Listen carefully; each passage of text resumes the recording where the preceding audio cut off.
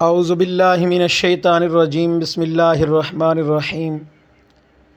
Islamic YouTube channel پہ خوش آمدید۔ سب سے پہلے تمام دوستوں سے ایک ہی گزارش، اگر ابھی تک آپ نے اسلامک یوٹیوب چینل کو سبسکرائب نہیں کیا تو فوراً سبسکرائب کر دیں اور ساتھ میں گھنٹی کے بٹن کو دبائیں تاکہ جو بھی نئی ویڈیو آئے سب سے پہلے اس کی انفارمیشن آپ تک پہنچے۔ چلیے آج کے ایک انٹرسٹنگ موضوع کی طرف۔ دوستو، ایک بار ایک تاجر غلاموں کی منڈی میں گیا تو اسے ایک ترک بچہ بہت پسند آیا اور اسے تاجر نے فوراً خرید لیا۔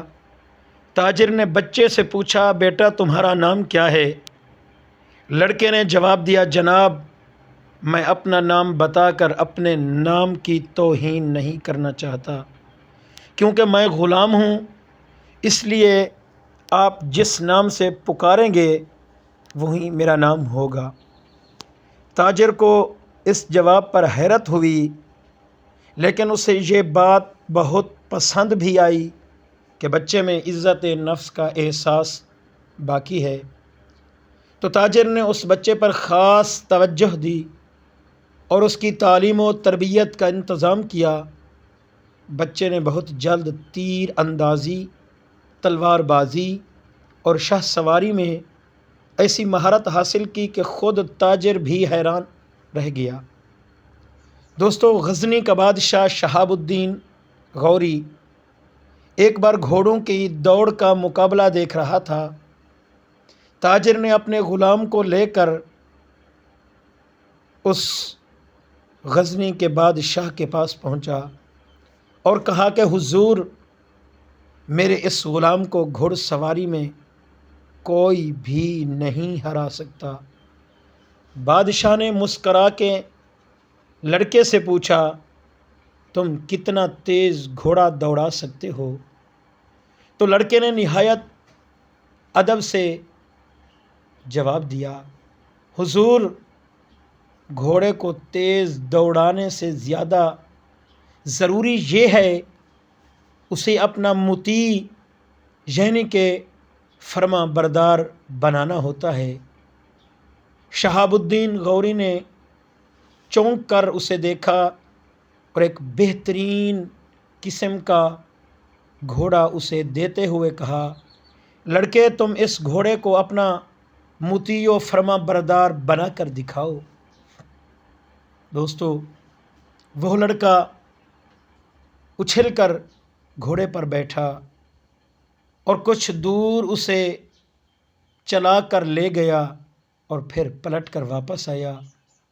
لوگ یہ دیکھ کر حیران رہ گئے کہ واپسی میں بھی گھوڑا اپنے سنبھوں کے نشان پر ہی چلتا ہوا آیا۔ جس نشان پہ گھوڑے کے پاؤں پہلی دفعہ لگے تھے، واپس انہی نشانوں کے اوپر دوبارہ گھوڑے کے پاؤں آئے۔ تو سلطان غوری نے سوچا، جو شخص ایک جانور کو منٹوں میں اس طرح اپنا فرما بردار بنا سکتا ہے، اس کے لیے انسانوں کو فرما بردار بنانا کیا مشکل ہو سکتا ہے۔ اس نے فوراً اس غلام کو خرید لیا، دوستو، جس کا نام تھا قطب الدین۔ ترکی میں ایبک ایک لفظ ہے۔ ترک لوگ ایبک انگلی کو کہتے ہیں اور شل کا مطلب ہوتا ہے ٹوٹا ہوا۔ چونکہ اس غلام کی ایک انگلی ٹوٹی ہوئی تھی، اس لیے عموماً سب اسے ایبک شل کہتے تھے۔ پھر ایبک اس کے نام کا جزو بن گیا اور اس نے قطب الدین ایبک کے نام سے ہندوستان پر حکومت کی۔ دہلی کی قوت الاسلام مسجد اور قطب مینار اس کی یادگاریں ہیں۔ دوستو، آپ لوگوں نے اس ویڈیو کو زیادہ سے زیادہ دیکھنی ہے، لائک اور کمنٹ بھی کرنے ہیں اور شیئر بھی کر دینا ہے۔ اس طرح کی انٹرسٹنگ ویڈیو آپ کو صرف اور صرف میرے چینل اسلامک یوٹیوب پہ ملتی رہیں گی۔ وعلیکم السلام ورحمۃ اللہ وبرکاتہ۔